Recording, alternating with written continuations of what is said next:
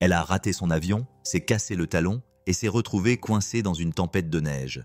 Il lui a juste donné un rouleau de ruban adhésif et a changé leur vie à tous les deux, pour toujours. Avant de commencer, n'oublie pas de t'abonner et de laisser un commentaire. Où es-tu en train de regarder cette vidéo? La neige avait commencé à tomber doucement, comme un murmure, à peine perceptible au début. Juste quelques flocons qui effleuraient les vitrines des magasins, se dissolvant sur les pare-brises, s'accrochant au coin des manteaux épais. Mais au moment où la cloche de midi a sonné depuis le clocher de l'église de Hollow Creek, le murmure s'était transformé en une conversation animée, et personne n'aimait ce qu'elle disait.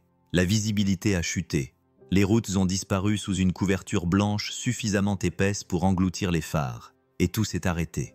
La gare routière de Maple Street, généralement demi-abandonnée en semaine, s'est soudainement animée de gens blottis les uns contre les autres pour se protéger du vent. Le tableau des horaires clignotait, affichant des retards et des annulations, et quelque part en arrière-plan, un vieux radiateur électrique cliquetait comme s'il luttait pour son dernier souffle. Les habitants serraient leurs écharpes plus fort, maugréaient contre tempête et vérifiaient leur téléphone à l'unisson, espérant un miracle qui ne venait pas. Parmi eux se tenait une femme qui ne cadrait pas tout à fait avec le reste. Son manteau était trop élégant, ses bottes trop fines, et ses yeux, vifs, sombres, observateurs, semblaient scruter non seulement la foule, mais aussi elle-même, comme si elle essayait de décider ce qu'elle faisait là. Son bagage, un simple sac à roulettes, était posé à côté d'elle, comme seul lui aussi était confus. Elle vérifia à nouveau son téléphone, les lèvres serrées, puis le remit dans sa poche et expira. Pas de service de voiture, pas de solution de secours, pas de vol, pas d'échappatoire. Elle essayait de ne pas paraître irritée, mais le froid avait façon de faire tomber tout faux semblant. Les pointes de ses cheveux étaient humides à cause des flocons de neige fondants. Son talon s'était cassé au moment où elle était descendue du bus quelques heures plus tôt. Et maintenant, elle n'avait nulle part où aller, sauf dans cette boîte éclairée par des néons, source de frustration et de patience forcée. Personne ne semblait la reconnaître, et c'était exactement ce qu'elle voulait, car si quelqu'un l'avait reconnue, si une seule personne l'avait regardée assez longtemps pour réaliser qui elle était, il y aurait eu des questions, des attentes, des jugements. Mais ici, dans cette pause figée entre deux mondes, elle n'était ni PDG ni vedette. Elle n'était qu'une femme qui n'avait nulle part où aller et personne à impressionner. Et cela, bizarrement, commençait à ressembler à ce qui se rapprochait le plus de la paix qu'elle avait connue depuis des années. Evan Brooks n'avait même pas l'intention de s'arrêter. Il avait prévu de déposer un pneu de secours chez la vieille Madame Lanning, d'acheter 2 chocolats chauds pour les jumeaux au Parker's Café, puis de retourner directement à l'atelier avant que la tempête ne s'aggrave. Mais quelque chose chez la femme à l'arrêt de bus a attiré son attention. Pas seulement la façon dont elle se tenait là, complètement perdue, mais aussi la façon dont elle ne cessait de changer de position, comme si elle essayait de ne pas s'effondrer. Ses chaussures l'avaient trahi. Un talon de créateur, du genre que personne à Hollow Creek ne porterait sauf pour un mariage ou après avoir perdu un pari, était plié de manière anormale au niveau de la voûte plantaire. Elle essayait de le cacher en s'appuyant subtilement contre le banc métallique, comme si une posture décontractée pouvait effacer le problème. Mais Evan avait réparé trop de choses cassées dans sa vie pour ne pas remarquer les signes. Il gara son camion le long du trottoir, sortit sous la neige qui tombait et s'approcha avec le genre de calme qui ne vient qu'après avoir élevé seul ses enfants et appris à résoudre les problèmes avec ce qui était à portée de main. « Vous avez besoin d'un coup de main ?» demanda-t-il en désignant la chaussure endommagée. La femme hésita. « Ça va ?» Il pencha la tête. « Vous vous tenez comme quelqu'un qui est à 2 doigts de se tordre la cheville. » Elle soupira en baissant les yeux. Elle s'était cassée plus tôt, bien sûr. Il s'accroupit à côté d'elle et fouilla dans la poche latérale de son manteau. « T'as de la chance, j'ai toujours des miracles sur moi. » Elle haussa un sourcil. « T'es cordonnier maintenant ?»« Non, mécanicien. Mais le ruban adhésif, ça fait pas de différence. » Il sortit le rouleau argenté, en déchira un morceau avec aisance et enveloppa soigneusement le talon. Elle le regarda travailler, son attitude s'adoucissant quelque peu. Lorsqu'il eut terminé, il se redressa et épousseta la neige sur son jean. « Aussi bien qu'une nouvelle chaussure, » dit-il en souriant. Elle rit, un son qui la surprit elle-même. « Vous venez de sauver ma cheville et peut-être aussi ma fierté. » Il sourit. « Heureux de vous avoir rendu service, madame. » Elle le regarda attentivement, non plus comme un étranger, mais comme quelqu'un qui se demandait si, peut-être, elle était tombée sur quelque chose de vrai. Dehors, Le vent hurlait contre les vitres du restaurant comme un chien errant suppliant qu'on le laisse entrer. À l'intérieur, la petite banquette d'angle offrait un coin de chaleur avec son siège en vinyle rouge écaillé, sa vitre embuée et sa tasse de chocolat chaud, fumant tasse de chocolat chaud, qu'Evan fit glisser sur la table vers sa fille. Grace, 7 ans, à qui il manquait les 2 dents de devant, tenait la tasse dans ses mains gantées comme si elle était en or. Nora, dont il ne connaissait toujours pas le nom de famille, était assise en face d'eux, son talon réparé reposant maladroitement sur un côté, son manteau soigneusement plié sur ses genoux. La serveuse avait apporté une cafetière fraîchement remplie et 2 menus, mais Nora n'avait pas touché au sien. Elle observait la petite fille avec une curiosité prudente, comme si elle ne savait pas trop quoi faire face à quelque chose d'aussi spontané. Grace déballait son sandwich, un mélange de beurre de cacahuètes et de miel légèrement écrasé par le trajet en camion, et en prenait une grosse bouchée. Après un moment, elle s'arrêta, puis inclina le sandwich vers Nora. « Tu en veux ?» demanda-t-elle, les yeux grands ouverts et sincères. « Ça ne me dérange pas de partager. » Evan ouvrit la bouche pour intervenir. « C'est une habitude, vraiment ?» Mais Nora le devança, levant doucement la main. « C'est très gentil de ta part, Grace, mais je ne veux pas prendre ton déjeuner. » Grace haussa les épaules. « Ce n'est pas grave. Papa dit que la gentillesse vaut mieux que l'argent. Et tu as l'air d'avoir eu une journée difficile. » Nora cligna des yeux 1 fois, 2 fois, puis laissa échapper un soupir, sans même se rendre compte qu'elle retenait son souffle. « Ton papa a l'air d'être un homme intelligent. » Grace sourit. « Il l'est. Il répare tout, même la boîte à musique de maman. Elle ne jouait plus, mais il l'a fait fonctionner à nouveau. » Evan baissa les yeux vers son café. Il ne le savait pas. Grace s'en souvenait encore. Le regard de Nora s'attarda sur eux deux. Pas de signe de reconnaissance, pas de barrière, juste une admiration silencieuse. Ce n'était pas de la charité, ce n'était pas de la pitié. C'était une fille qui ne connaissait rien aux marques ou aux comptes en banque, qui offrait un sandwich comme si c'était la chose la plus naturelle au monde. Et pour la première fois depuis des jours, Nora ressentit une faim non pas de nourriture, mais de ce genre de bien simple et inébranlable. Ils restèrent assis là un moment, laissant la neige s'accumuler contre les fenêtres du restaurant, comme si la nature avait posé ses pattes sur le reste du monde. Grace était maintenant occupée à dessiner sur une serviette en papier avec un crayon que la serveuse avait pris derrière le comptoir. Son croquis, un bonhomme souriant avec de grandes bottes marron et un camion, était sans aucun doute son père. Evan la regardait avec un léger sourire avant de reporter son attention sur la femme en face de lui. Elle fixait son café, intact et refroidissant rapidement, les doigts légèrement enroulés autour de la tasse, comme si ça la stabilisait. Elle n'avait pas beaucoup parlé depuis que Grace lui avait proposé le sandwich. Elle avait juste hoché la tête, les avait remerciés, puis retombé dans le silence. Evan, qui n'était pas du genre à insister, s'était finalement penché en arrière et lui avait demandé gentiment « Alors, comment tu t'appelles ?» Elle avait levé les yeux vers lui. Il n'y avait ni panique, ni malaise, juste une pause, comme si elle devait décider quelle version d'elle-même elle allait dévoiler. « Nora » dit-elle après un moment. Il acquiesça. « Nora ». Il ne demanda pas son nom de famille, elle ne le lui avait pas donné, et il y avait quelque chose dans son ton qui le poussait à respecter la limite qu'elle n'était pas prête à franchir. Nora, simple, nette, mais la façon dont elle l'avait dit, doucement, d'une voix ferme, presque comme un soupir, laissait entendre quelque chose, comme si elle s'était débarrassée d'un nom plus lourd à l'entrée de la ville et avait choisi celui-ci à la place, juste pour le moment. Il n'insista pas, il n'en avait pas besoin. À Hollow Creek, les noms importaient moins que les actions.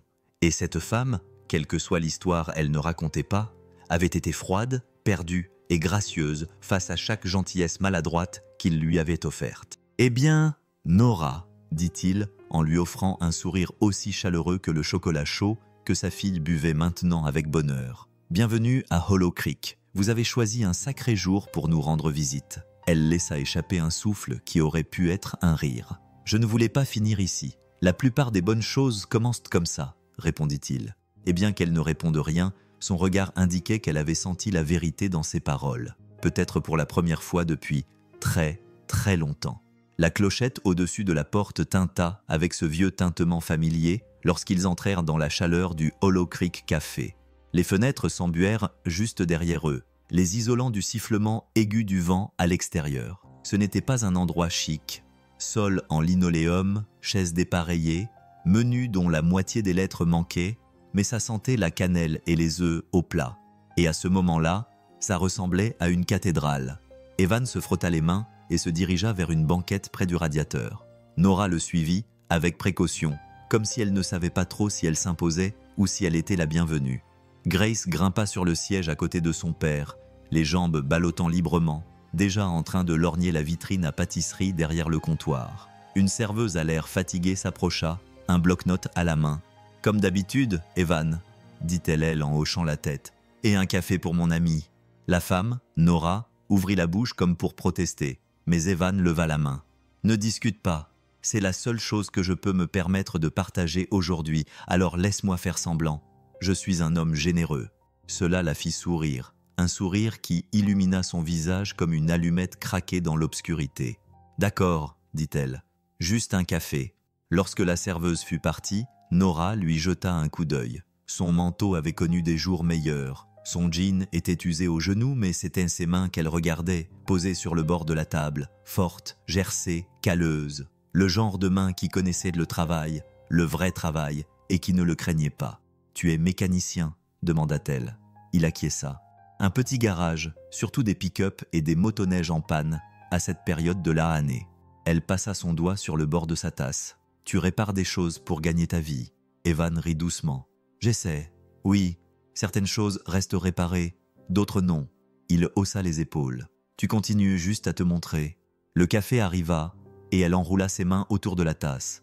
La chaleur imprégna ses doigts, mais c'est le calme et la stabilité de l'homme en face d'elle qui firent fondre quelque chose de plus profond. Elle ne le savait pas encore, mais elle se souviendrait de cet endroit, non pas pour le café ou la chaleur, mais pour l'homme qui lui avait offert un abri sans avoir besoin d'une raison. La neige n'avait pas cessé de tomber.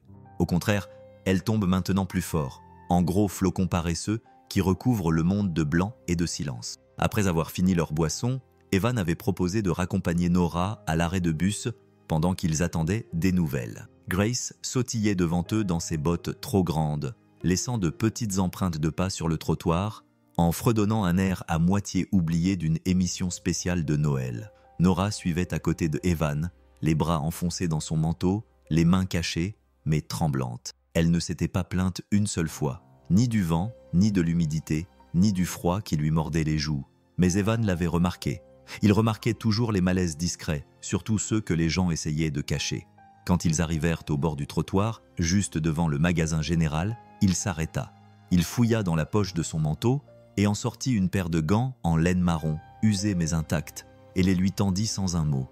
Nora les regarda, puis leva les yeux vers lui. « Ça va ? » ?»« Non, ça ne va pas, » dit-il doucement, d'un ton neutre sans pitié. « Prends-les, ils sont chauds. » Elle hésita à nouveau, puis finit par les prendre, glissant lentement ses doigts à l'intérieur. Ils étaient chauds, tout juste sortis de l'intérieur de son manteau.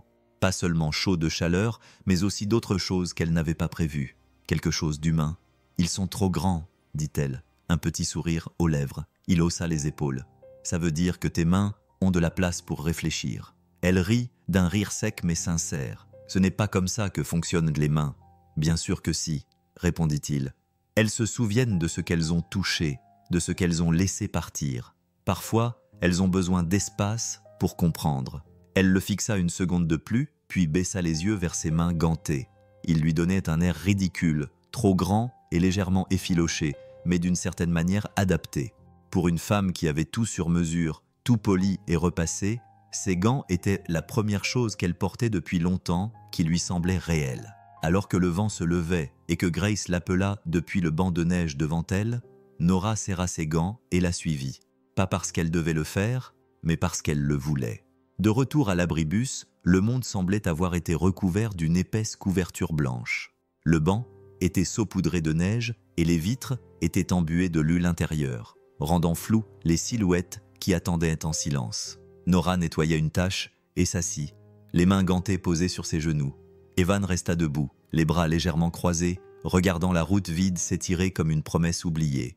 Grace s'était recroquevillée sur le banc à côté du manteau de son père, la tête tombant sous le poids de la chaleur et du sucre. Nora fouilla dans son sac à main et en sortit un portefeuille fin, du genre en cuir souple et au design élégant, cousu avec soin, cher de cette manière discrète et naturelle. Elle en sortit un billet neuf et le tendit vers lui. « Pour le café, élégant, » dit-elle. Evan la regarda, puis la regarda à nouveau et secoua doucement la tête. « Non, allez, insista-t-elle, peu habituée au refus. « C'est normal, tu ne me dois rien, dit-il simplement. Reste au chaud. » Elle le regarda comme s'il avait parlé dans une langue étrangère. Ce n'était pas une question de montant, ce n'était pas une question d'argent, c'était la façon dont il l'avait dit, comme si la générosité n'était assortie d'aucune condition, comme si la gentillesse devait être gratuite. « Je n'essaie pas de vous insulter, dit-elle doucement, en lui tendant à nouveau le billet, plus doucement cette fois. « Je sais, répondit Evan, mais tout n'est pas une transaction. » Et voilà, cette phrase la frappa plus durement qu'elle ne l'avait prévu. Tout n'est pas une transaction. Elle baissa la main et remit le billet dans son portefeuille. Personne dans son monde ne disait non à l'argent, à moins de vouloir autre chose en échange. Mais cet homme, il ne voulait rien, ni son nom, ni une faveur, ni de reconnaissance, juste qu'elle ait chaud. Elle baissa les yeux vers les gants. Il commençait à la démanger, mais elle ne les enleva pas. Au lieu de ça, elle s'adossa contre le banc et regarda la route avec lui, sans trop savoir ce qui avait changé entre eux, mais certaine que quelque chose avait changé, quelque chose qu'elle ne pouvait pas expliquer, et qu'elle n'était pas sûre de vouloir expliquer. Le ciel avait pris une teinte gris acier terne, du genre qui rendait difficile de distinguer où finissait la lumière du jour et où commençait la nuit. La neige tourbillonnait paresseusement dans la rue et le vent s'était calmé pour adopter un rythme régulier et mordant. À l'intérieur de l'abribus, l'air était suffisamment froid pour que la respiration redevienne visible et Grace s'était endormie. La tête posée sur les genoux de son père, un dessin sur une serviette froissée toujours serrée entre ses doigts. Nora vérifia son téléphone pour la 5e fois en 10 minutes. L'appli de transport affichait maintenant une bannière rouge, ligne 6 annulée en raison des intempéries. Ses épaules s'affaissèrent légèrement et elle remit le téléphone dans sa poche comme s'il l'avait trahi. Evan n'avait pas l'air surpris, il jeta juste un coup d'œil à la rue, comme s'il attendait que la route confirme ce qu'ils savaient déjà tous les deux. « Eh bien, dit-il finalement, d'une voix basse et calme, on dirait que tu es coincé. » Elle acquiesça un peu trop rapidement. « Je trouverai une solution. » Il laissa ces mots flotter dans l'air pendant une seconde, puis ajouta « J'ai un camion. Il n'est pas très beau et il vibre quand on tourne à droite, mais il te conduira à Fairview. » Elle hésita, pas à cause de lui. Il ne lui avait donné aucune raison de ne pas lui faire confiance, mais parce qu'elle n'avait pas l'habitude de dépendre de quelqu'un, surtout pas de quelqu'un dont les essuie-glaces grinçaient probablement, et dont la banquette arrière était recouverte de traces de crayon. Pourtant, l'idée de rester assise toute la nuit dans une boîte en verre, à attendre une aide qui ne viendrait pas, était bien moins attrayante. « Je ne veux pas être un fardeau, dit-elle. « Vous ne l'êtes pas, répondit Evan. Grace et moi allions de toute façon dans cette direction. On s'est dit qu'on pourrait déposer quelques pièces avant que les routes ne gèlent. » Nora baissa à nouveau les yeux vers ses mains gantées, ses gants, puis vers la jeune fille endormie recroquevillée à côté de lui, parfaitement apaisée. Elle acquiesça. « D'accord. » Evan esquissa un petit sourire et se leva doucement en soulevant Grace dans ses bras. Alors qu'ils s'engageaient ensemble dans la rue enneigée, Nora réalisa que ce n'était pas la direction qu'elle avait prévue. Mais pour la première fois depuis longtemps, cela ne lui semblait pas être un détour. Cela ressemblait à un nouveau départ. La route menant à Fairview était étroite et sinueuse. Une route à 2 voies qui serpentait à travers des champs gelés et des terres agricoles endormies. La neige avait un peu diminué, mais le ciel restait lourd, comme s'il retenait une dernière tempête. Le camion d'Evan, une vieille Chevrolet cabossée avec des portes dépareillées et un chauffage qui fonctionnait quand il en avait envie, roulait régulièrement sur la chaussée verglacée. Grace était recroquevillée sur la banquette arrière sous une couverture en laine, ronflant doucement, la tête penchée contre la vitre. Nora était assise à l'avant, les mains sagement posées sur ses genoux, le regard oscillant entre le paysage enneigé et l'homme au volant. Il conduisait avec une assurance tranquille, une main posée légèrement sur le volant, l'autre réglant les bouches d'aération de temps en temps. Il y avait quelque chose d'apaisant dans sa façon de bouger, sans précipitation, sans souci, comme s'il avait appris à accepter l'imprévisibilité de la vie. Ils étaient à mi-chemin de la ville lorsque le camion émit son premier signe de protestation. Un petit hoquet du moteur qui fit frémir tout le châssis. Evan a haussé les sourcils. « Ah, ça y est. »« Ça y est de quoi ?» a demandé Nora, soudainement alerte. Il a garé le camion sur le bas-côté, le laissant tourner au ralenti, tandis que le moteur crachotait, et il s'étouffait à nouveau. Puis, il s'arrêta complètement. Evan ne jura pas, ne gémit pas. Il se contenta de soupirer, se pencha en avant et tapota le tableau de bord comme s'il s'agissait d'un vieil ami aux mauvaises habitudes. « Elle est un peu froide, » dit-il en cherchant sa lampe de poche sous le siège. Parfois, oublie comment respirer quand le vent est aussi vif. Nora le regarda sortir et ouvrir le capot, la lumière de la lampe de poche projetant une douce lueur sur les flocons de neige qui continuaient de tomber.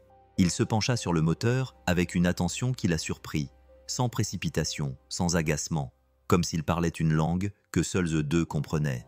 5 minutes passèrent, puis 10. Elle resta dans le camion, observant à travers la vitre embuée la façon dont son souffle se transformait en volute dans le froid, la façon dont ses mains se déplaçaient avec assurance sur les fils effilochés et le métal gelé.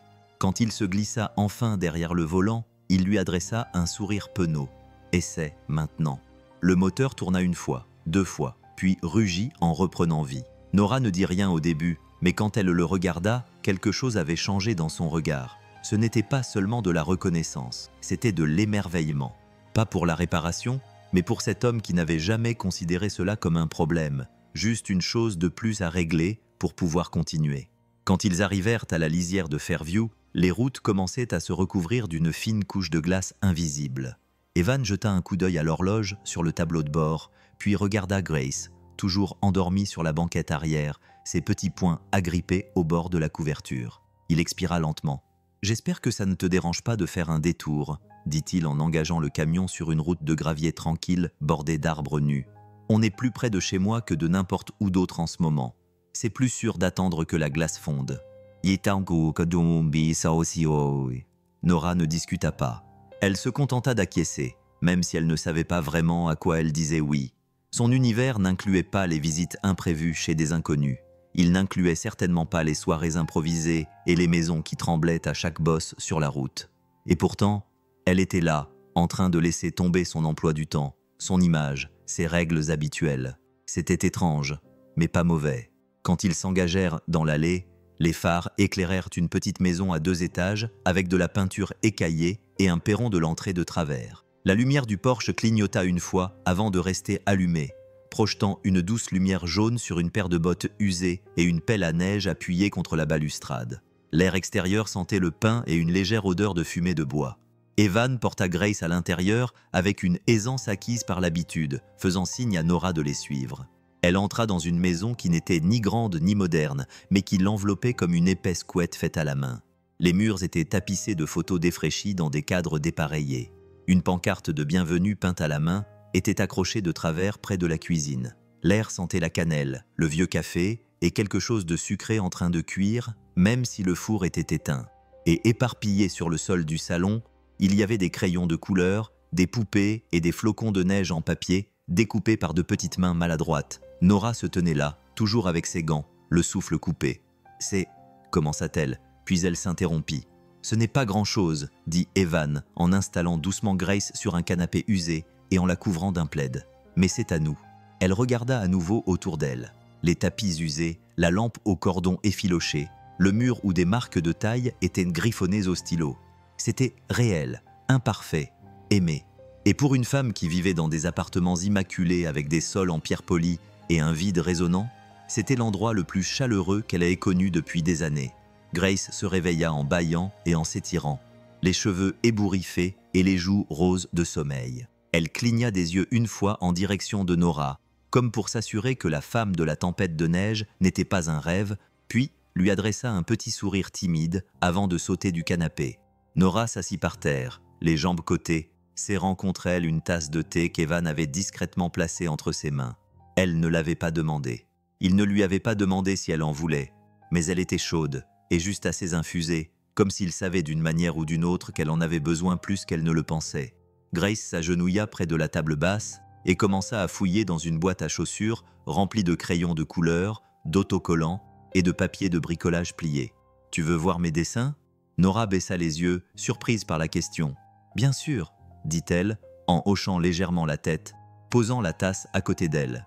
Les doigts de la petite fille bougeaient rapidement, tirant feuille après feuille. Des dessins au crayon remplis d'étoiles tordues, de soleils souriants, de maisons bancales, d'un bonhomme de neige avec des bottes violettes, d'une fille aux longs cheveux tenant la main d'une grande silhouette en bleu. « C'est moi et papa, papa », expliqua Grace en montrant du doigt.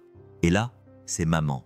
Le regard de Nora s'arrêta sur la troisième silhouette dessinée en jaune avec une couronne de petites étoiles. « Où est-elle maintenant » demanda Nora doucement. Grace leva complètement les yeux. En fait, elle vit dans les étoiles. Nora cligna des yeux. « Oh !» Grace ne le dit pas avec tristesse, mais avec certitude, comme si c'est était l'endroit le plus naturel où une mère puisse être. « Elle est tombée malade quand j'étais petite », ajouta-t-elle doucement. « Mais papa dit qu'elle nous regarde tous les soirs, comme un ange gardien, mais en plus joli. » Le sourire de Nora vacilla, ses yeux s'attardant sur la couronne dessinée au crayon. Elle ne savait pas quoi répondre. Elle avait grandi dans un monde où la perte se chuchotait derrière des portes closes et où le chagrin était quelque chose que l'on enfouissait sous le travail et la richesse. Mais ici, dans cette maison modeste aux rideaux effilochés et aux tasses ébréchées, une enfant de 7 ans lui apprenait quelque chose sur la grâce. Et pour la première fois depuis très longtemps, Nora sentit quelque chose se détendre dans sa poitrine. Ce n'était ni de la pitié, ni de la tristesse, juste de l'admiration. Le dîner était simple. Des sandwichs au fromage fondu grillé à la perfection et une soupe de tomates en conserve, remuée lentement sur la cuisinière comme s'il s'agissait d'un mets gastronomique. La table était petite, sa surface rayée par des années de coudes et de crayons, mais elle contenait tout ce qui comptait. 2 bols ébréchés, 3 verres d'eau et une chaleur que Nora ne pouvait pas vraiment définir. Grace bavardait entre 2 bouchées, racontant des histoires sur l'école et sur le fait que son amie Ellie disait que les garçons étaient dégoûtants, mais qu'elle ne le croyait pas parce que papa n'était pas dégoûtant. Il était drôle. Evan se contentait de rire, acquiesçant, les yeux rivés sur elle, s'assurant qu'elle mangeait et qu'elle se sentait écoutée. Au début, Nora restait silencieuse, écoutant plus qu'elle ne parlait, sa cuillère suspendue au-dessus de son bol, tandis qu'elle observait le rythme de ce petit monde. Evan ne dominait pas la pièce, n'attirait pas l'attention. Il n'en avait pas besoin. Il était présent d'une manière que la plupart des gens avaient oubliée. Il demanda à Grace comment avancer son projet de dessin et elle se lança dans une explication passionnée sur les licornes et la colle pailletée et pourquoi les étoiles devraient être roses plutôt que blanches. Et il écoutait, pas sans enthousiasme, pas distrait, mais comme si cela comptait plus que toute autre chose à ce moment-là. Lorsque Grace renversa un peu de soupe, elle eut le souffle coupé et chercha une serviette. « Désolé. »« Oh, ce n'est pas grave, » dit Evan doucement, tout en essuyant déjà. « Cela signifie simplement que tu apprécies ton repas. » Nora observa l'échange, quelque chose changeant derrière ses yeux.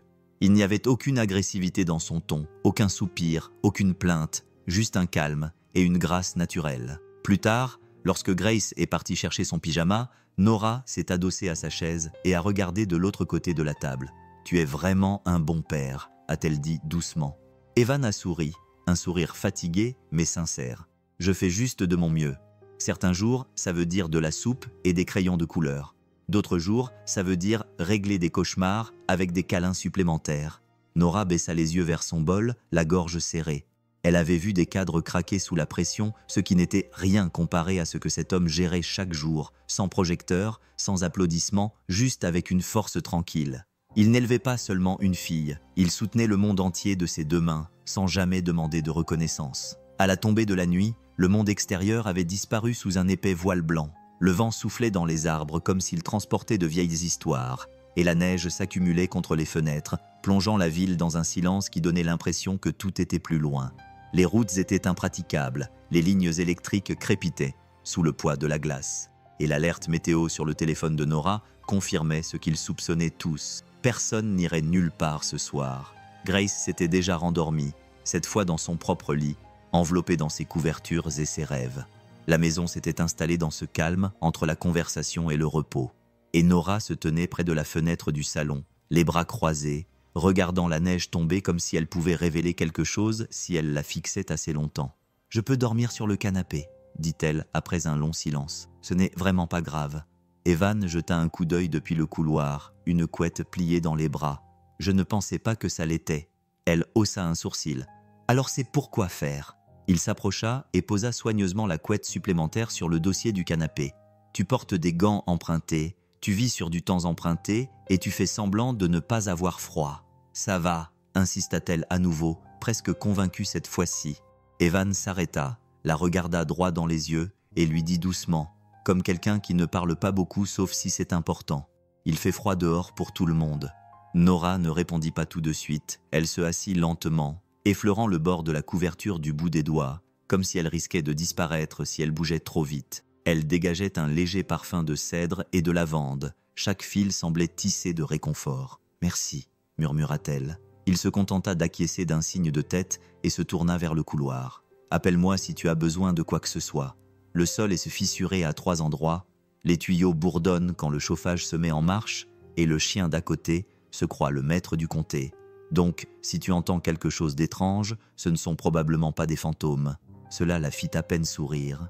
Lorsque la lumière s'éteignit et que le silence revint, Nora resta allongée là, dans la lueur des dernières braises du feu, enveloppée de la gentillesse d'un inconnu et d'une tempête qui l'avait amenée plus loin que des kilomètres ne l'aurait jamais fait. La pièce était devenue silencieuse, enveloppée dans le genre de silence que seule une forte neige pouvait créer, épais, feutré, solennel. Le seul bruit était le lent tic-tac de l'horloge au-dessus de la cheminée et le gémissement occasionnel du vieux bois qui s'affaissait sous le poids de l'hiver. Nora était recroquevillée sur le canapé, la couette supplémentaire remontée jusqu'au menton, respirant lentement, ses membres commençant à se réchauffer après des jours passés dans une posture crispée et une tension glaciale. Puis un bourdonnement. La vibration rompit le silence, persistante et familière. Son téléphone s'illumina sur la table basse, l'écran projetant une lumière vive dans la pièce autrement chaleureuse. Appelez Allison, assistante. En cette assidastis Diane. Nora fixa le nom. C'était comme si une autre vie lui faisait signe en lettres blanches. Allison n'appelait jamais sauf en cas d'urgence. Contrat, investisseur, emploi du temps. Le monde qu'elle avait construit de ses mains manucurées et de son image de marque à toute épreuve. Le monde où tout était contrôlé. Tout, sauf la douleur dans sa poitrine qu'elle n'avait pas réussi à nommer depuis des années. Elle ne fit pas un geste pour répondre. Le téléphone vibra à nouveau. Un deuxième appel, une vibration plus forte, un rappel qu'en dehors de ses murs, elle était toujours quelqu'un avec un titre et un empire qui l'attendait. Mais ce soir, ce monde lui semblait statique. Son pouce s'attarda sur l'écran, puis le fit glisser pour le mettre en mode silencieux. Elle retourna le téléphone et le glissa sous un oreiller, comme si le fait de l'enterrer pouvait empêcher cette autre vie de s'immiscer. Dans le couloir, un léger craquement des planches. Evan allait peut-être voir si Grace allait bien ou se déplacer simplement dans sa maison comme il l'avait toujours fait. Silencieusement, prudemment, régulièrement. Elle écoutait cela comme de la musique, la vraie vie. Le genre qui ne réclame pas d'attention, mais qui bourdonne sous la surface, ne demandant rien d'autre que d'être présent. Nora se cala dans le canapé, tira la couette plus près d'elle et expira lentement. La salle de réunion pouvait attendre. Ce soir était fait d'air parfumé à la cannelle, de dessins au crayon, de mains chaudes et de gants empruntés. Ce n'était pas raffiné, ce n'était pas parfait, mais c'était profondément humain. Et pour la première fois depuis très longtemps, elle ne voulait être nulle part ailleurs. Le lendemain matin se fondit lentement dans l'après-midi, la tempête continuant de paralyser la ville dans un silence de plomb, transformant tout en blanc et en émerveillement. Sans circulation dehors, sans réunion dans son agenda et sans endroit où se précipiter, Nora se retrouva à faire quelque chose qu'elle n'avait pas fait depuis des années. Rien du tout. Evan lui avait lancé un pantalon de survêtement après le petit déjeuner. Il était doux, délavé, trop grand à la taille et serré par un cordon qui semblait avoir été noué et renoué une douzaine de fois. Il n'avait pas dit grand-chose. Il avait juste pensé qu'elle voudrait se débarrasser de ses vêtements de ville. Elle avait d'abord hésité, le tenant comme s'il pouvait la piquer. Mais finalement, elle s'était changée. Maintenant, Nora était assise en tailleur sur le tapis du salon, vêtue du pantalon de survêtement emprunté, d'une chemise en flanelle à laquelle il manquait un bouton et de 2 chaussettes complètement dépareillées, l'une avec de petites cœurs rouges, l'autre avec un dinosaure étiré. Et elle riait, pas poliment, pas pour faire bonne figure, mais d'un rire profond, réel et sans filtre, tandis que Grace essayait de voir combien nombre de morceaux de pop-corn elle pouvait attraper avec sa bouche, mais la plupart finissaient dans ses cheveux. Evan était assis à côté, dans le vieux fauteuil, un bol de pop-corn posé sur ses genoux. Il ne disait pas grand-chose, il observait simplement avec son calme habituel, lançant de temps en temps un morceau à Grace ou la taquinant gentiment quand elle ratait son coup. Le feu crépitait dans la cheminée, projetant des ombres vacillantes à travers la pièce, et toute la maison sentait quelque chose de chaud et de légèrement sucré, comme la sécurité. Nora sentit la vieille tension dans ses épaules commencer à se dissoudre. La tension qui venait d'années passées à toujours être observée, toujours jugée, toujours obligé de maintenir l'illusion que tout était sous contrôle. Mais ici, il n'y avait pas de caméra, pas d'assistance, pas de charme répété. Personne ne s'attendait à ce qu'elle soit brillante. Personne n'avait besoin qu'elle soit puissante. Il la laissait simplement être elle-même. Et dans cette chemise en flanelle, avec du pop-corn sur les genoux et un enfant à ses côtés qui se moquait bien de qui elle était, Nora trouva quelque chose bien plus rare que des applaudissements. Elle a trouvé la permission d'être humaine. La maison s'est assombrie avec le lent déclin du crépuscule, la neige à l'extérieur projetant une douce lueur bleue contre les fenêtres. Tout à l'intérieur bougeait plus lentement maintenant, comme si la tempête avait calmé plus que les rues. Grace bâilla largement, les paupières tombantes, appuyée contre l'épaule de son père, toujours enveloppée dans la couverture qu'elle disait magique. Nora s'assit tranquillement sur le bord du canapé, observant se dérouler un monde dont elle ne savait pas qu'elle avait tant besoin. Evan se leva et prit Grace dans ses bras sans un mot. Elle s'accrocha à son cou par habitude, pas par besoin, marmonnant quelque chose à propos de se brosser les dents demain à la place. Il rit doucement, mais n'insista pas. Il la porta simplement dans le couloir. Ses pas légers ne faisaient presque pas craquer le plancher, comme si tout son corps avait appris à se mouvoir en rythme avec le poids de la paternité. Nora le suivit à distance, ne voulant pas s'immiscer, mais incapable de détourner le regard. Depuis le couloir, elle le regarda coucher Grace dans son petit lit, dont les murs étaient peints d'étoiles et d'arcs-en-ciel dessinés à la main. Il l'aida à enfiler son pyjama, une manche après l'autre, en fredonnant quelque chose qui ressemblait étrangement à une berceuse. Pas de sermon, pas de précipitation, juste une attention tranquille. Il lissa ses couvertures, replia les coins comme elle aimait, et se pencha pour l'embrasser sur le front. « Bonne nuit, Starshine » murmura-t-il. Grace marmonna à moitié endormie. « Bonne nuit, papa, je t'aime ». La main de Nora agrippa le cadre de la porte, non pas pour se soutenir, mais pour se stabiliser. Cela faisait des années, peut-être une décennie, qu'elle n'avait pas vu une telle tendresse. Pas pour le spectacle, pas pour faire bonne figure, juste une présence constante et délibérée. Le genre d'amour qui n'exige pas d'attention parce qu'il est trop occupé à se manifester. Evan entra dans le couloir sans être surpris de la voir là. Il se contenta de hocher la tête en passant et retourna vers le salon, lui laissant le choix de le suivre ou non. Elle le suivit. Et à ce moment-là, Nora réalisa quelque chose qui la frappa plus fort qu'elle ne l'avait prévu. Elle n'avait pas côtoyé quelqu'un qui aimait ainsi depuis des années, et elle ne voulait pas laisser cela derrière elle. La tempête s'est calmée aux petites heures du matin. Au lever du soleil, le ciel était devenu doré pâle, strié de nuages cotonneux, et la neige à l'extérieur était intacte, propre, calme, parfaite. Hollow Creek s'était réveillé sous une couverture de calme, le genre de calme qui ne survient qu'après une longue nuit où le temps est resté immobile. Le feu dans le salon était éteint depuis longtemps, et l'odeur de cannelle s'était estompée dans les murs en bois. Evan remua dans le couloir, se frottant les yeux pour chasser le sommeil, s'attendant à entendre le faible bourdonnement des dessins animés ou le bruit de Grace tirant les boîtes de céréales de l'étagère. Au lieu de cela, il trouva le silence et un canapé vide. Pas de couette, pas de chemise en flanelle, pas de chaussettes dépareillées jetées négligemment sur le côté, juste un mot plié soigneusement posé sur le rebord de la fenêtre, coincé entre le rideau et la vitre, comme si elle voulait que la lumière le trouve avant lui. Il l'ouvrit avec ses doigts gras, le papier était doux et léger dans sa main. « Evan, je ne voulais pas te réveiller. Honnêtement, je ne me faisais pas confiance pour te dire au revoir à voix haute. Je suis venu ici par accident et, d'une manière ou d'une autre, je suis tombé sur quelque chose de réel. Merci pour ta chaleur, ta gentillesse, l'espace pour respirer et pour m'avoir montré que tout n'a pas besoin d'être réparé pour valoir la peine d'être conservé. Dis à Grace que ses dessins sont meilleurs que tout ce qui est accroché dans mon bureau. Nora, sans nom de famille, comme avant. » Evan resta là, la note toujours à la main, le soleil matinal traversant le parquet. Il jeta un coup d'œil par la fenêtre. Les traces de pneus s'éloignaient doucement de la maison, déjà à moitié recouverte de neige fraîche. Elle était partie, sans fanfare, sans tambour-tambourin, juste partie. Comme un flocon de neige qui fond au contact, silencieusement, brièvement, impossible à oublier. Il plia lentement la lettre et la glissa dans le tiroir sous la table basse. Elle ne lui devait pas d'adieu, mais une partie de lui espérait, au fond de lui, derrière son calme imperturbable, que ce ne serait pas la dernière fois que son nom traverserait le rebord de la fenêtre avec la lumière du matin. Ce fut 3 jours plus tard que le monde rattrapa. Evan venait de finir de changer l'huile du pick-up d'un voisin lorsque la télévision dans le coin de leur atelier se mit à grésiller. Grace était assise à l'établi avec son jus de fruits et un livre de coloriage, fredonnant doucement tandis que le journal télévisé de midi défilait en arrière-plan. Il s'essuya les mains avec un chiffon, écoutant sans écouter, jusqu'à ce qu'une voix familière, douce et posée, perce le bruit statique. Il se retourna. Elle était là, debout derrière un podium, vêtue d'un manteau bleu marine foncé, les cheveux soigneusement tirés en arrière, la silhouette de la ville derrière elle comme un mur d'acier et d'ambition.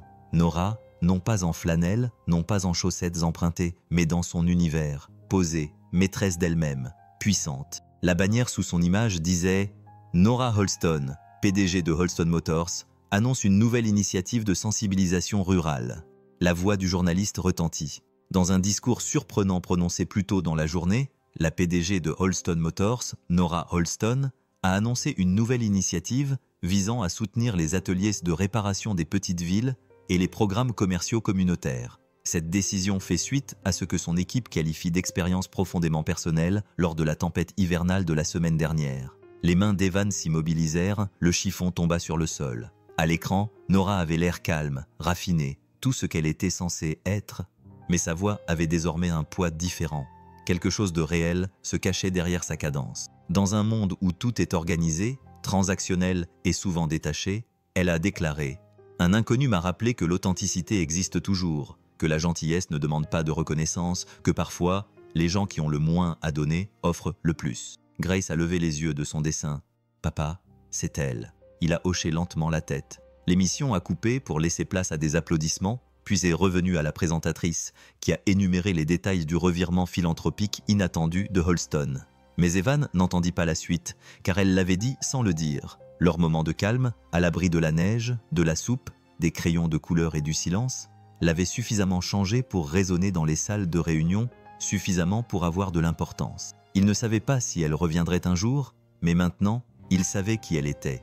Et surtout, il savait qui elle ne prétendait pas être. Les jours avaient recommencé à s'allonger, comme si l'emprise de l'hiver se relâchait enfin. La neige recouvrait toujours la cour, mais le soleil s'attardait un peu plus longtemps chaque soir, transformant les glaçons sur le porche d'Evan en prismes qui dispersaient la lumière sur le parquet usé. Il revenait juste du magasin, Grace sautant devant lui, son sac à dos trop bas et ses bottes couvertes de neige fondue lorsqu'elle s'arrêta brusquement devant la boîte aux lettres. « Il y a quelque chose là-dedans », dit-elle en tirant sur la porte. « C'est épais. » Evan le lui prit des mains. Une enveloppe blanche toute simple, sans adresse de retour, sans logo d'entreprise, juste son nom, écrit à la main à l'encre fluide et régulière sur le devant. Il l'ouvrit sur le porche. À l'intérieur se trouvait un petit mot soigneusement plié et, en dessous, 2 billets d'avion étincelants, première classe, avec des détails que l'on ne voit pas dans le courrier quotidien.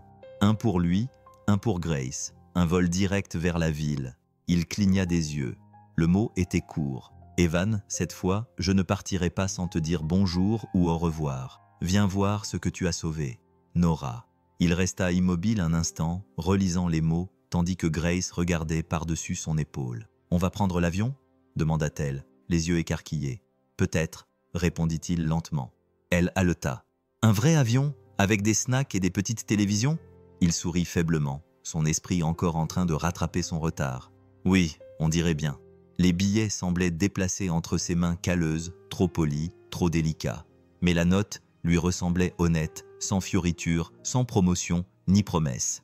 Il regarda le champ tranquille derrière la maison, la neige qui commençait à scintiller sous le soleil couchant.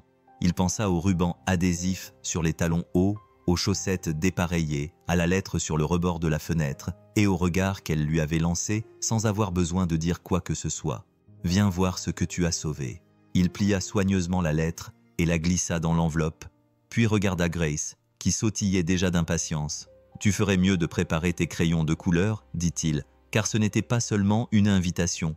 C'était une porte qu'elle avait laissée ouverte juste pour eux. » Le lendemain matin sentait les pancakes et les pieds froids. Evan se tenait devant la cuisinière, retournant lentement la pâte, l'esprit loin de la poêle brûlante. L'enveloppe était posée sur le comptoir, intacte depuis qu'il l'y avait déposée la veille, comme un visiteur attendant d'être reçu. Elle n'avait pas bougé, mais elle aurait tout aussi bien pu murmurer toute la nuit.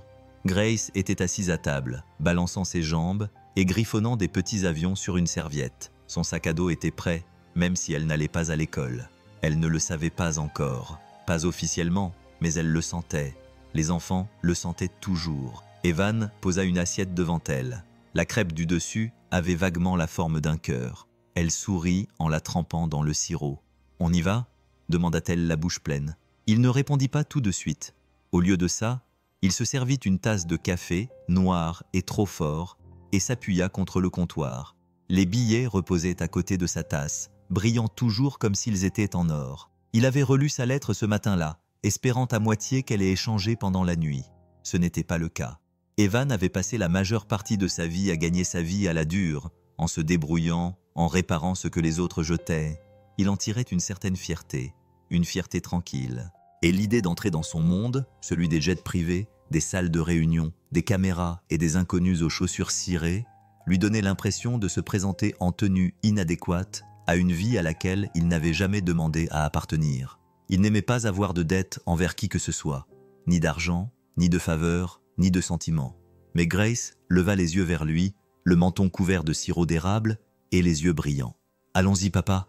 Peut-être qu'ils ont des ascenseurs avec des boutons qu'on n'a jamais vus. » Il a gloussé en secouant la tête. « Ce n'est pas pour ça qu'on y va. » Elle a haussé les épaules. « Tu as dit qu'on devait toujours aller là où les gens nous font nous sentir grands à l'intérieur, pas petits. » Cela le stoppa net. Il la regarda, vraiment, et vit la vérité dans ses mots.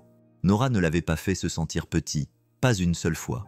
Il expira, attrapa l'enveloppe et finit par dire « D'accord, allons voir ce qui nous attend derrière cette porte. » Grace poussa un cri de joie, et quelque part dans le lointain enneigé, le monde bascula juste assez pour recommencer. La ville était différente. Evan n'avait jamais vu autant de verre au même endroit. Des reflets empilés sur des reflets. Des bâtiments si hauts qu'ils semblaient avaler le ciel. Les klaxons retentissaient comme des disputes. Les gens se déplaçaient comme des courants. Et tout brillait comme s'il avait quelque chose à prouver. Grace s'accrochait à sa main, les yeux écarquillés, la bouche ouverte d'admiration. Tous les quelques pas, elle s'arrêtait juste pour faire demi-tour, le cou tendu vers les bâtiments qui disparaissaient dans les nuages. L'aéroport avait été déjà assez impressionnant. Des sièges en première classe avec des serviettes chaudes et des menus. Quelqu'un l'avait appelé Monsieur Brooks, comme s'il possédait un yacht. Grace avait gloussé pendant tout le vol, commentant tout de la tablette rabattable aux nuages. Evan avait à peine touché à son café. Il se trouvait maintenant devant un SUV noir, dont les portes s'ouvraient comme par magie, tandis qu'un chauffeur au sourire discret les invitait à monter. Personne ne posait de questions. Tout avait été parfaitement organisé.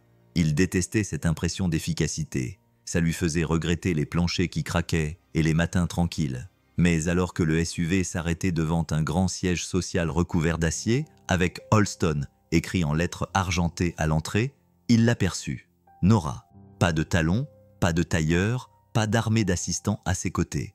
Juste un jean, des baskets et un pull gris doux qui épousait délicatement sa silhouette. Ses cheveux flottaient librement dans la brise et lorsqu'elle les vit sortir, son visage s'adoucit comme si une lumière s'allumait derrière ses yeux. Grace fut la première à courir. Nora. Nora se baissa pour la rattraper, en riant lorsque Grace passa ses bras autour de sa taille sans hésitation. « Tu es venue » murmura-t-elle dans les cheveux de Grace. Evan suivit plus lentement, absorbant encore tout ce qu'il voyait dans le hall étincelant derrière elle. Les caméras qui, heureusement, ne les avaient pas repérées, le monde raffiné auquel elle appartenait. Mais lorsqu'elle se tourna vers lui, les mains toujours pleines de grâce, son sourire était petit et sincère. « Salut, Evan. Salut, dit-il, la raideur de sa voix s'atténuant légèrement. Et à ce moment-là, dans l'ombre des tours et le bourdonnement de tout ce qui allait trop vite, elle ne ressemblait en rien à une milliardaire. Elle ressemblait à quelqu'un qui essayait de rentrer chez lui. Ils ne sont pas allés dans un restaurant sur le toit ou à la table d'un chef avec 9 plats et des ingrédients imprononçables. Nora aurait pu les emmener n'importe où. Son nom ouvrait tous les carnets de réservation de la ville. Mais elle les emmena plutôt dans un petit bistrot niché entre une librairie et un fleuriste, où les lumières étaient chaudes, le menu écrit à la main, et où le serveur l'appelait Mademoiselle Nora, comme si elle était une habituée parmi d'autres. Grace grimpa dans la banquette à côté de son père, l'œil déjà rivé sur le plateau de dessert 2 tables plus loin. Evan s'installa en face de Nora, s'attendant encore à moitié à voir apparaître un serveur avec du linge de table repassé et de l'eau pétillante. Il n'avait rien demandé de tout cela, mais rien de tout cela n'arriva. Juste un sourire amical et une question simple. « Soupe ou salade pour commencer ?» Nora commanda un grilled cheese et une bisque de tomates. Grace eut le souffle coupé. « Tu manges aussi du grilled cheese? J'en mangeais tout le temps. dit Nora avec un sourire, surtout quand je me cachais dans l'arrière-boutique du bureau, essayant de ne pas hurler devant mes feuilles de calcul. Evan haussa un sourcil. Ça me dit quelque chose, sauf que le mien venait d'un distributeur automatique. Leur rire était doux, naturel, le genre de rire qui appartient aux endroits où personne n'a rien à prouver. Il n'y avait pas de journaliste, pas de agent, pas de flash, juste des assiettes ébréchées, l'odeur du basilic et du beurre fondu, et Nora assise en face de lui comme quelqu'un qui n'avait pas respiré librement depuis des années. Elle lui posa des questions sur le garage, sur les dessins de Grace, sur le nombre de fois où Evan avait réparé le même camion pour le même voisin. Il répondit lentement, mais sans se montrer sur la défensive. Ces questions ne ressemblaient pas à des recherches. Elles ressemblaient à de la curiosité, à de la faim. Et quelque part, entre le deuxième verre de thé et Grace qui s'étalait de la mousse au chocolat sur la joue, Nora regarda Evan avec une intensité tranquille. « Tu sais, dit-elle, j'ai souvent dîné avec des personnes importantes, avec des agendas et des sourires à 1 million de dollars. Mais je ne pense pas m'être jamais assise à une table en me sentant aussi comblée. » Evan ne répondit pas tout de suite. Il se contenta de la regarder. La façon dont ses épaules s'étaient abaissées, la façon dont elle riait plus facilement maintenant, parce que ce n'était pas un rendez-vous galant. Et pourtant, c'était la connexion la plus honnête qu'elle a eue depuis des années. Le siège social de Holston Motors était élégant, silencieux et presque trop raffiné pour sembler réel. Le genre d'endroit où les gens marchaient rapidement, parlaient doucement et portaient des tablettes au lieu de tasses à café. Evan n'avait jamais vu autant de verre, des murs faits de verre, des bureaux encadrés de verre, des gens cachés derrière du verre. Il gardait les mains dans les poches de sa veste, se sentant comme une tache sur la vitrine d'un showroom. Grace, en revanche, s'en fichait complètement. Elle traversait le hall d'entrée d'un pas décidé, tenant un dessin froissé à 2 mains, rayonnante comme si elle était chez elle. Alors que Nora les conduisait à l'étage, passant devant les agents de sécurité et les escaliers curieux, Grace murmura à Evan « Je vais lui offrir un cadeau. » « Quel genre de cadeau ? Tu verras. » L'ascenseur s'est ouvert sur le bureau de Nora. De hauts plafonds, de larges fenêtres, un bureau qui semblait coûter plus cher que toute la maison d'Evan. Mais derrière se tenait Nora, qui n'était plus la femme prise dans une tempête de neige, ni la fille aux chaussettes dépareillées. Elle était désormais quelque chose entre les deux, toujours douce, mais déterminée. Grace s'est dirigée droit vers elle et a brandi le papier. « C'est pour ton mur. » Nora s'est agenouillée pour le prendre. Un dessin lumineux représentant 3 bonhommes allumettes debout sous un soleil géant. L'un portait un jean, l'autre avait des nattes. Le dernier portait une couronne faite d'étoiles et tenait les mains des autres. « C'est toi, dit Grace. Et moi, et papa, mais pas toi comme d'habitude. Toi avec un cœur. » Nora cligna rapidement des yeux. « C'est magnifique, Grace. » « Merci. » Elle ne le rangea pas et ne sourit pas poliment. Elle se dirigea vers la paroi vitrée derrière son bureau, décrocha un certificat encadré et colla le dessin de Grace à la place, tout simplement. Plus tard dans la journée, lors d'une réunion avec ses cadres supérieurs, quelqu'un s'est interrompu au milieu de son rapport, les yeux rivés sur le mur. « Qu'est-ce que c'est ?» Il dit que... « Ah, et cette CC ?» ont-ils demandé. Nora n'a pas détourné les yeux de ses notes. Quelque chose de plus important que cette diapositive. La salle est devenue silencieuse, et à ce moment-là, plus que n'importe quel discours ou session stratégique, la culture a commencé à changer. Non pas à cause de nouvelles politiques, mais parce qu'une enfant avait dessiné une version de Nora que personne dans cette salle de réunion n'avait jamais vue, et qu'elle avait choisi de devenir cette personne. La réunion publique était une idée de Nora, une réunion ouverte aux employés. Sans presse, sans script, sans diaporama, juste des gens qui parlent, honnêtement, sans filtre. L'auditorium bourdonnait de murmures, tandis que les employés occupaient les sièges, des ouvrières d'usine, des designers, des cadres intermédiaires et même quelques cadres supérieurs qui descendaient rarement de leurs étages. Nora se tenait à l'avant, les manches retroussées jusqu'au coude, un micro à la main, sans rien avoir répété. Elle a simplement présenté Evan. Voici Evan Brooks. C'est un mécanicien et un bon. Mais plus que ça, c'est le genre de personne que je veux que cette entreprise se souvienne de servir. Il ne voulait pas du micro. Il le lui a dit 3 fois. Mais quand elle l'a regardé, debout là comme si l'offre n'était pas un piège, mais une porte, il l'a prise. La salle s'est tue.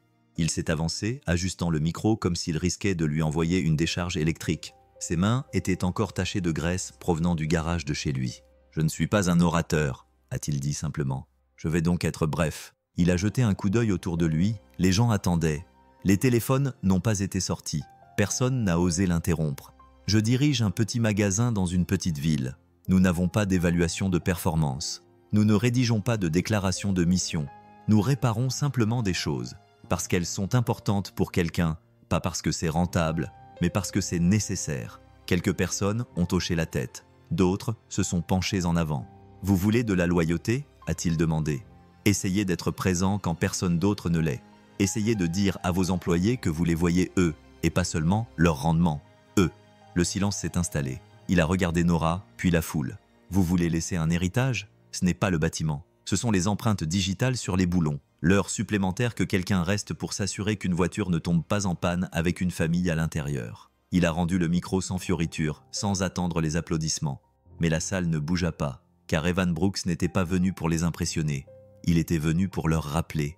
Et dans ce silence, chaque cadre et chaque ouvrier d'usine se souvint de ce que l'on ressentait lorsqu'on croyait en quelque chose de réel. Le soleil commençait à se coucher derrière la ligne d'horizon, répandant sa lumière dorée à travers les hautes fenêtres du bureau de Nora.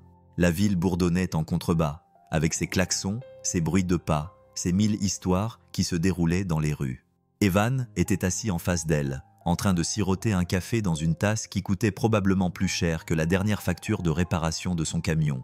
Grace était en bas avec l'assistante de Nora, en train de construire une fusée en carton avec des fournitures de bureau et en affirmant qu'elle serait rentrée avant d'arriver sur Mars. Nora se pencha en avant, les coudes sur bureau, un sourire discret sur les lèvres. « J'ai quelque chose pour vous. » Il haussa un sourcil. « À moins que ce ne soit un thermos de chili et une bougie d'allumage, vous visez peut-être un peu haut. » Elle rit doucement, puis fit glisser un dossier sur le bureau. « C'est une offre officielle. Directeur de la stratégie rurale. Tu nous aiderais à combler le fossé entre les garages des petites villes et les ressources des grandes villes. Du vrai travail sur le terrain. Et le salaire. » Il ouvrit le dossier, cligna des yeux, puis laissa échapper un sifflement admiratif. « C'est trop, dit-il. » Elle haussa les épaules. « C'est ce que tu vaux. » Il referma doucement le dossier, sans se sentir insulté, juste pensif. « Et une maison, ajouta-t-elle. En ville, si vous le souhaitez, ou à Fairview, entièrement payée. Les clés sont à vous, si vous dites oui. » Evan se pencha en arrière sur sa chaise.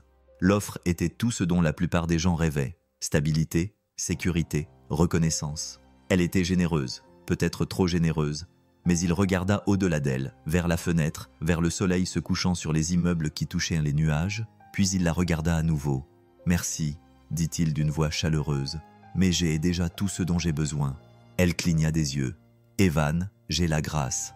Un toit qui grince, un magasin rempli de boulons cassés et d'histoires, et une communauté qui me fait confiance pour faire tourner ses rouages. C'est ce qui compte pour moi. » Nora resta silencieuse pendant un long moment, puis acquiesça lentement, respectueusement. « Tu refuses un avenir que la plupart des gens tueraient pour avoir. » Il sourit. « Je ne refuse pas un avenir. Je choisis le mien. » Et à ce moment-là, elle comprit. Il n'était pas pauvre. Il était riche d'une monnaie dont la plupart des gens avaient oublié l'existence. Et elle venait de se rappeler à quel point ce genre de richesse pouvait être précieux. Le chemin du retour lui sembla différent. Non pas parce que le temps avait changé ou que la distance avait diminué, mais parce que quelque chose en Evan avait changé, discrètement, irrévocablement. Il conduisait d'une main, l'autre posée près du siège réhausseur de Grace, qui ronflait déjà, la bouche ouverte, les doigts tachés de crayon. La silhouette de la ville avait disparu depuis des heures, engloutie par les terres agricoles, les pins et le bourdonnement familier de la vie d'une petite ville. Mais lorsqu'il arriva à Hollow Creek, quelque chose le prit au dépourvu. Ce n'était pas l'accueil chaleureux. Il s'y attendait. Madame Lanning qui lui faisait signe depuis son porche, Jonah qui soulevait sa casquette près du magasin d'alimentation animale. Ce n'était pas le ciel vaste et dégagé, ni le chant des oiseaux qui lui rappelait toujours son chez-lui. C'était son garage. Il se gara lentement, plissant les yeux pour regarder la structure qu'il connaissait comme sa poche. Sauf que maintenant, elle n'était plus la même. Le toit, autrefois réparé à l'aide de bâches et de prières, était tout neuf. Le revêtement avait été repeint, les fenêtres remplacées.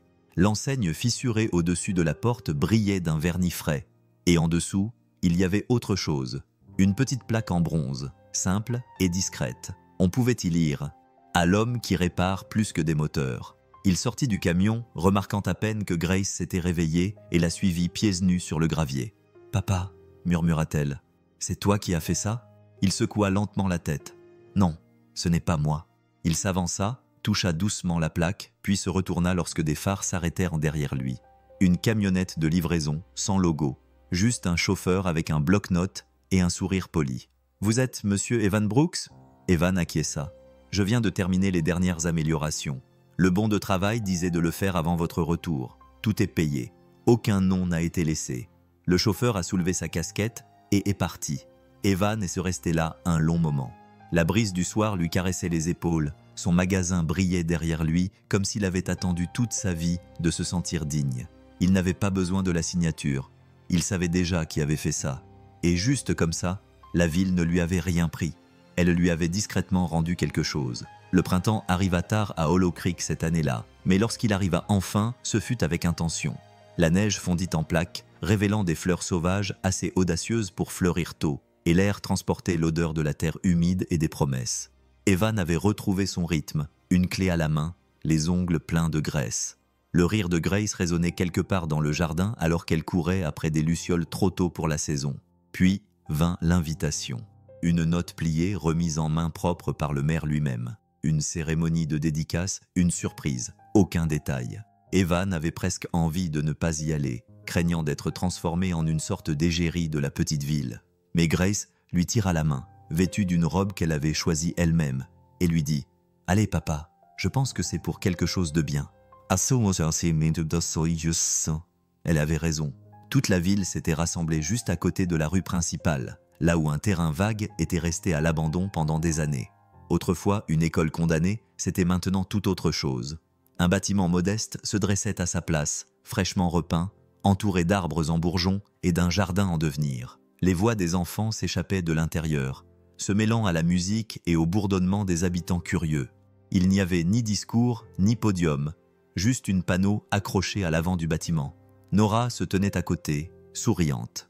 Pas de robe, pas de talons, juste un jean, des bottes et le même pull doux qu'elle portait lors de sa première nuit dans la ville. Elle regarda Evan, puis Grace, et sans un mot, retira la bâche du panneau. La foule se tut. Grace Place, où la gentillesse grandit.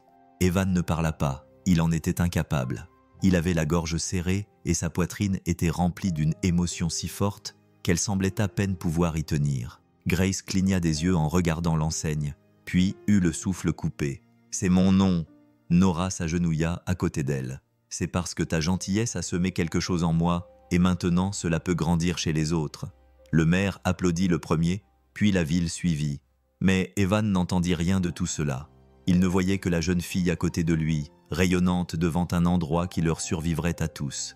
Un bâtiment sans tour de verre ni côte boursière, juste de la terre, des graines et un nom qui signifiait quelque chose de bien plus grand que la fortune. L'air estival de Hollow Creek était chargé du chant des grillons et du parfum du chèvrefeuille, le genre de nuit où même le vent semblait trop paresseux pour bouger.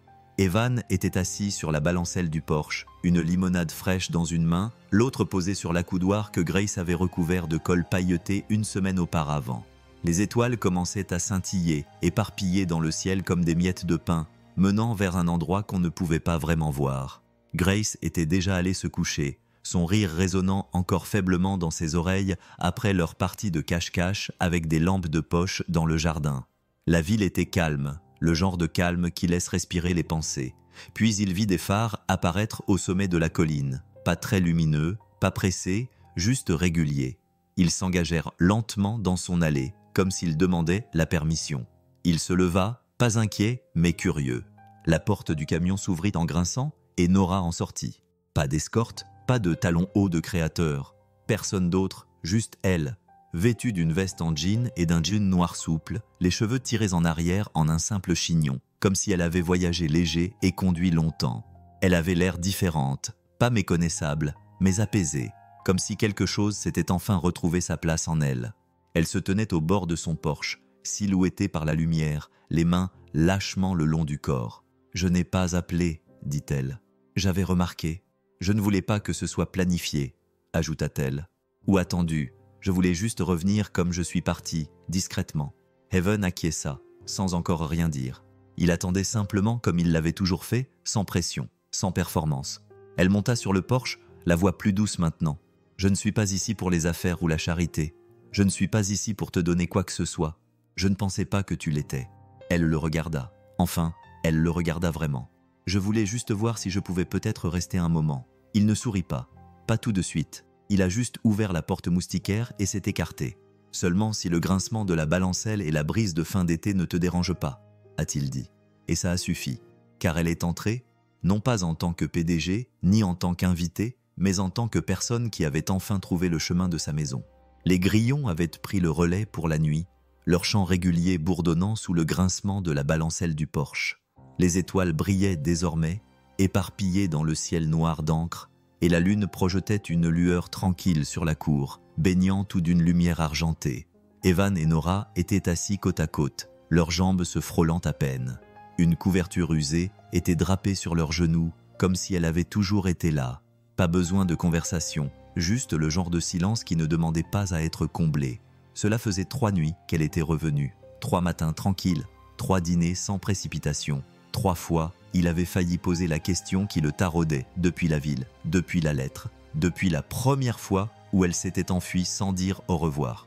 Mais maintenant, sous le silence des étoiles, il le fit enfin. « Pourquoi moi ?» Elle se tourna légèrement vers lui, le front adouci. Il garda les yeux fixés devant lui, comme si le ciel pouvait l'aider à entendre la réponse. « Tu aurais pu remercier n'importe qui. Tu aurais pu choisir n'importe quel mécanicien de petite ville. Tu aurais pu raconter ton histoire de 1000 façons différentes. Mais tu ne l'as pas fait. Tu m'as choisi. » Il n'y avait aucune hésitation dans sa voix, aucune pause pour choisir les mots justes, juste la vérité adoucie par le temps. « Parce que tu m'as fait me sentir à nouveau humaine. » Il la regarda alors, surpris par la facilité avec laquelle les mots étaient sortis. « J'avais oublié ce que c'était, » continua-t-elle à voix basse. « J'étais toujours en action, toujours en train de jouer un rôle, toujours parfaite, raffinée ou calculatrice. Et puis j'ai cassé un talon dans une tempête de neige, et un homme avec du ruban adhésif et le silence le plus chaleureux que j'ai jamais connu m'a simplement aidé, sans rien demander, sans arrière-pensée, sans besoin d'impressionner. » Evan déglutit péniblement. « Tu n'as pas bronché quand j'étais dans un état pitoyable, » dit-elle. « Tu n'as pas essayé de me réparer. Tu m'as simplement laissé exister. » Il poussa un soupir discret, à la fois lourd et doux. « As-tu déjà pensé à quel point tout cela était étrange ?» demanda-t-il. « Toutes ces choses qui devaient mal tourner pour que nous nous rencontrions ?» Elle sourit, repoussant une mèche de cheveux derrière son oreille. Ou peut-être que tout finissait par s'arranger. « Et sous ce vaste ciel calme, il lui prit la main. Pas pour la remercier, mais pour marquer un nouveau départ. La première neige de la saison tomba doucement, sans prévenir, dans un silence absolu.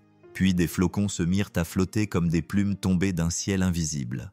Hollow Creek retint son souffle, le silence s'installant sur chaque poteau de clôture et chaque toit, recouvrant le monde d'un voile de calme. Evan sortit pour vérifier la boîte aux lettres, par habitude plus que par nécessité. Grace était déjà allée se coucher. Son dernier chef-d'œuvre était fièrement affiché sur le frigo, et la maison derrière lui brillait d'une lumière chaleureuse à travers les fenêtres de devant. Nora le suivit, pieds nus dans l'embrasure de la porte, vêtue d'une de ses chemises en flanelle par-dessus ses propres vêtements, les manches retroussées et les cheveux lâchés sur ses épaules. Elle s'appuya contre le cadre de la porte, les bras croisés, les yeux fixés sur lui comme si la neige n'était qu'un bruit de fond par rapport à la réalité. Il sortit une enveloppe de la boîte, juste un bulletin d'information locale. Rien d'important. Mais alors qu'il se retournait, la lumière du porche éclaira la neige dans ses cheveux, le doux balancement de son corps, la façon dont elle ne détournait pas le regard quand leurs yeux se croisaient.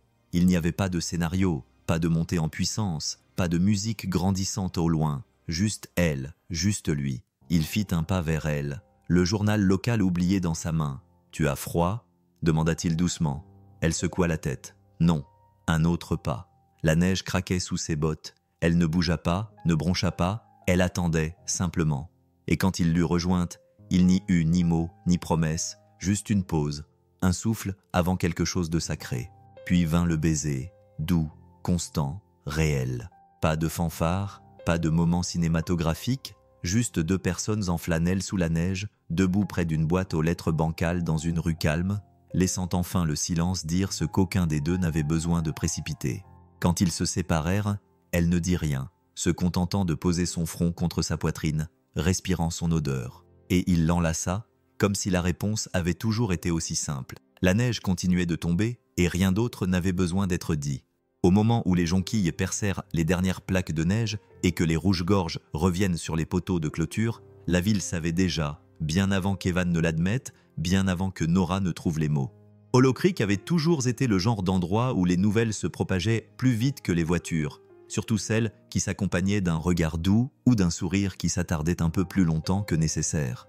Ils ne se tenaient pas la main en public. Pas au début. Ils n'ont rien annoncé. Ils n'ont pas fait d'entrée remarquée ni de déclaration publique.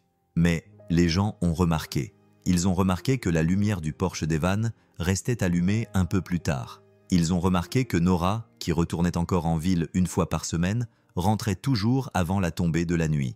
Ils ont remarqué que Grace dessinait désormais 4 personnes, et non plus 3. Sa famille de bonhommes allumettes s'agrandissait discrètement, à coups de crayons de couleur et de couleurs. Au restaurant, Madame Lanning faisait un clin d'œil à Nora lorsqu'elle commandait son café comme Evan le faisait, noir avec une pincée de cannelle. Jonah, de la quincaillerie, a commencé à mettre de côté des fournitures supplémentaires près de la caisse sans qu'on lui demande. Au cas où elle aurait des idées, disait-il en désignant du menton le garage où Nora se rendait parfois, curieuse de savoir comment on réparait les choses sans algorithme. Personne ne la traitait comme une milliardaire. Il la traitait comme si elle était à sa place, et avec le temps, elle l'est devenue. Elle a commencé à assister aux réunions communautaires, non pas pour parler, mais pour écouter. Elle a aidé à organiser la tombola de la foire de la ville, a fait un don anonyme à l'école locale, mais elle a nettoyé les stands et ramassé les déchets après le pique-nique comme si c'était la chose la plus naturelle au monde. Elle portait toujours des bottes trop belles pour les chemins de terre. Elle avait toujours un téléphone qui vibrait plus qu'il n'aurait dû. Mais quand elle regardait Evan, le bruit semblait s'estomper. Les gens murmuraient « Bien sûr, elle va partir ». Certains disaient « Non ». D'autres répondaient « Pas maintenant ». Parce qu'à Hollow Creek, l'amour ne faisait pas les gros titres. Il s'accompagnait de balancelles tranquilles, d'outils partagés et de silences qui semblaient pleins. Et même si Evan et Nora n'avaient pas encore prononcé les mots, n'avaient pas encore nommé ce qu'ils étaient, la ville l'avait déjà fait. Ils étaient chez eux ensemble, même s'ils avaient mis plus de temps que tout le monde à s'en rendre compte. Des années plus tard, le monde connaissait son nom, non seulement grâce aux panneaux d'affichage ou aux magazines économiques, mais aussi grâce à la façon dont elle avait changé les choses. Des usines avaient rouvert dans des villes qui avaient été laissées pour compte. Les bourses d'études ne portaient plus d'armoiries familiales. Des centres communautaires fleurissaient dans des endroits que le monde avait oublié de cartographier. Elle était toujours PDG, toujours puissante, mais maintenant, elle était aussi autre chose, ancrée. Lors d'un événement anniversaire à New York, entourée de journalistes, de caméras et de fleurs soigneusement disposées, un reporter s'est penché vers elle avec le genre de questions destinées à faire les gros titres. « Qu'est-ce qui a changé pour vous, Nora ? Qu'est-ce qui vous a poussé à passer de la construction d'un empire commercial à l'impact sur les petites villes ?» Elle aurait pu parler de stratégie, de tendance du marché, d'une prise de conscience personnelle face aux inégalités économiques, de toutes ces choses qui cadrent parfaitement avec les interviews. Mais elle ne l'a pas fait. Elle a souri lentement et largement. C'était un homme avec du ruban adhésif et de sandwich. La salle s'est figée. Quelques-uns ont gloussé, attendant la vraie réponse. Mais elle n'a pas donné plus d'explications. Car comment aurait-elle pu leur dire que tout avait commencé lors d'une tempête de neige à un arrêt de bus alors qu'elle avait froid, qu'elle était perdue et brisée à des endroits que personne d'autre ne pouvait voir? Qu'un homme qui réparait des moteurs avait, sans le savoir, réparé quelque chose de bien plus profond en elle. Que sa fille lui avait offert la moitié d'un sandwich comme si c'était la chose la plus naturelle au monde et lui avait redonné foi en la bonté. Elle n'avait pas besoin de le nommer. Elle n'avait pas besoin de mentionner Hollow Creek, la balancelle sous le Porsche ou la plaque à l'extérieur de Grace Place. Cette histoire lui appartenait désormais, imprégnée de l'odeur de la cannelle et du bourdonnement d'un garage où les cœurs étaient guéris un boulon à la fois. Plus tard dans la nuit, elle rentra chez elle, dans une ville avec un feu de signalisation clignotant, dans une maison où des dessins étaient toujours collés sur le frigo, auprès d'un homme qui avait un jour réparé son talon avec du ruban adhésif sans rien demander en échange. Elle retira ses bottes, monta sur le Porsche et le trouva là, en train de lire, d'attendre, et elle se dit « Ce n'est pas la première fois, c'est ça, le vrai sentiment ».